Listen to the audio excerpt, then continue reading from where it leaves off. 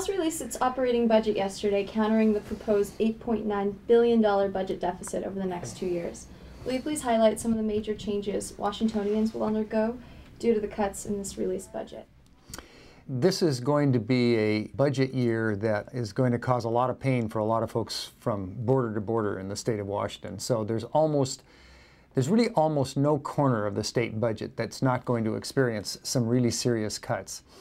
I think the ones, though, that are most troubling are going to be associated with the reductions in payments to nursing homes, the reduction to the basic health plan, which means simply that we're going to have fewer enrollments, fewer people able to get on the basic health plan.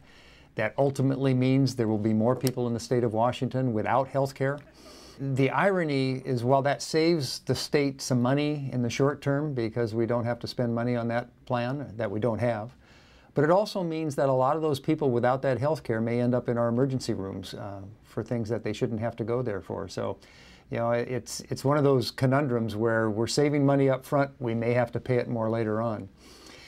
One of the other areas that is most troubling to me is the number of slots, enrollment spaces that are being reduced in our colleges and universities. It could be upwards of 10,000 slots statewide that are just not going to be able to be fulfilled.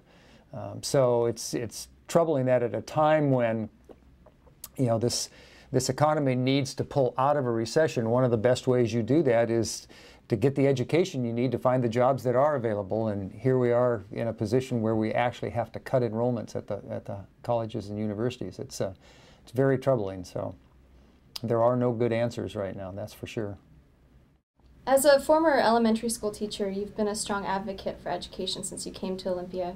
Would you please talk about the cuts to K through 12 that were outlined in yesterday's budget release? First of all, I have to start by saying that part of K-12 education that we define as basic education, that is defined by our Constitution, we made no cuts to that.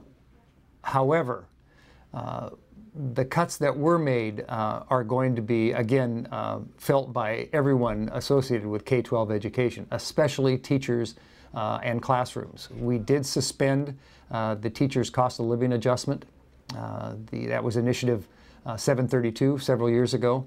We've had to do that once before and have made steady progress, you know, ironically, at paying back that lost COLA.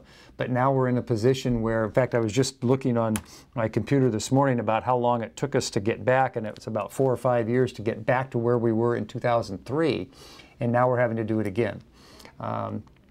Unfortunately, for a lot of teachers, that comes at a really tough time when they're trying to hang on to their homes and feed their families like everybody else. We're not going to be able to provide the cost of living. So that's one major area.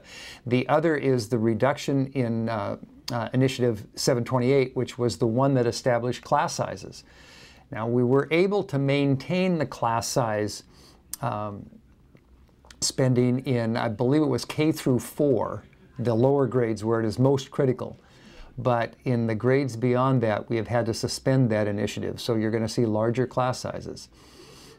There are a number of other services in K-12 that will see budget cuts, and those are going to be determined by each individual school district because they've got less money coming from the state. So you're going to see less librarians, you're going to see less nurses, you're going to see less classroom assistants, you're going to see less administrators. There's going to be less money for gifted programs.